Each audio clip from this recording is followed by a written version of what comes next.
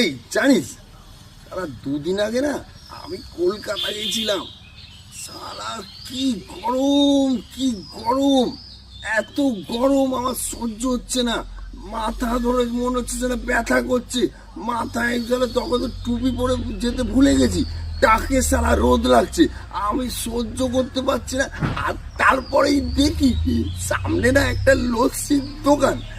আমি ভাবছি সালা লস্যি খেয়ে একটু ঠান্ডা হয়নি। লস্যির দোকানে গেছি, লস্যির দোকানটাকে, ও দাদা আমাকে লস্যি দাও তো। আমাকে লস্যি দিয়েছে। সালা এমন লস্যি, সালা ফালতু খেতে, সালা মনে হচ্ছে জল খাচ্ছি।